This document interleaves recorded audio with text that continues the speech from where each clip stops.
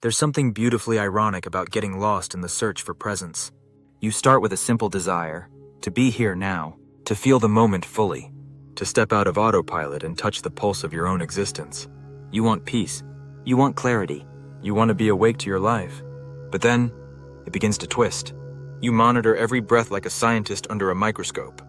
You dissect your thoughts like a surgeon. You try to catch every flicker of feeling, every ripple of sensation. And slowly, you begin to disappear behind your own awareness. What began as liberation starts to feel like a cage.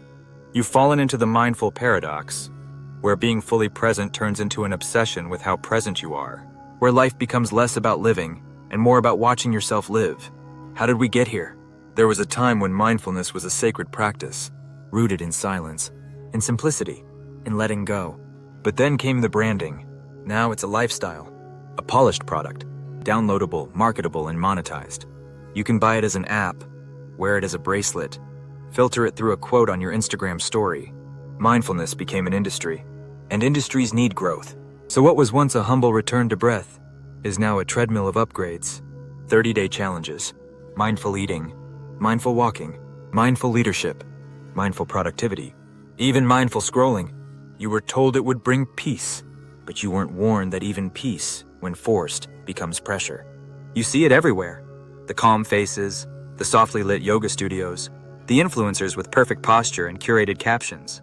Inner peace, now a competition, a performative stillness, a new standard to live up to. And so you try harder. You try to breathe better, think cleaner thoughts, calm your nervous system into compliance. But can calm become its own kind of violence? Can the constant demand to be balanced become exhausting? There's a quiet kind of fatigue that comes from always watching, always managing your internal state. Hyper-awareness isn't freedom, it's a loop, a kind of mental surveillance where every thought is questioned, every emotion examined. You start wondering, was that a mindful choice? Did I respond with presence? Am I aware enough?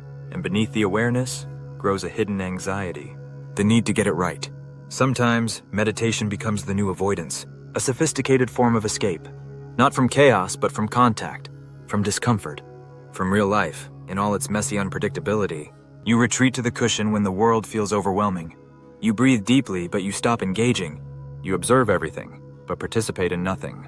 It feels noble. It feels elevated. But is it connection? Or just detachment in disguise? There is a shadow to stillness that few speak about. Not all noise is bad.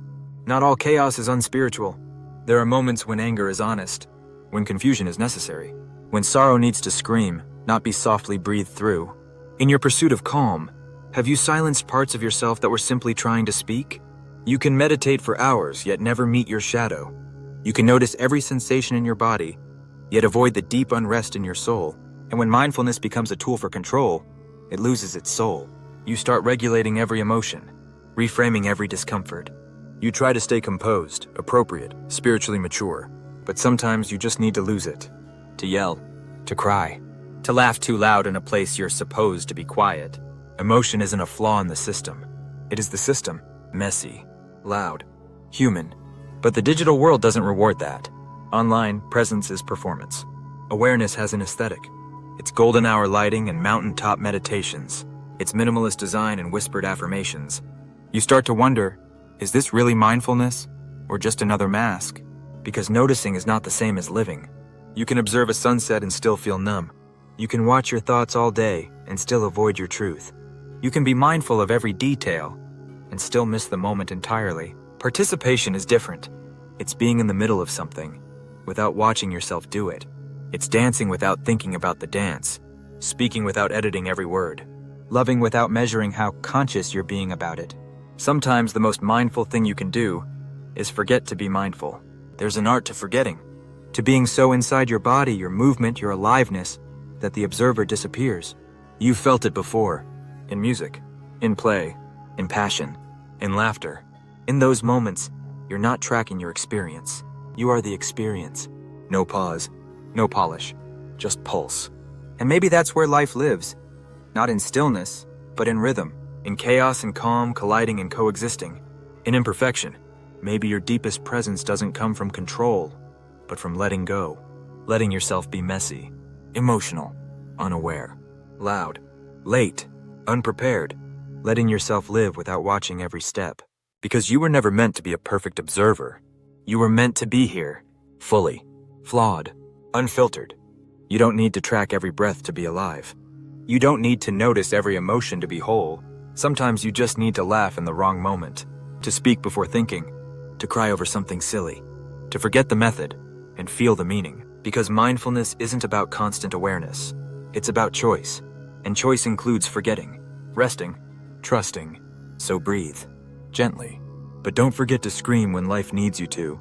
Don't forget to stomp your feet, to make a mess, to be the mess. That too is presence. Not the curated kind.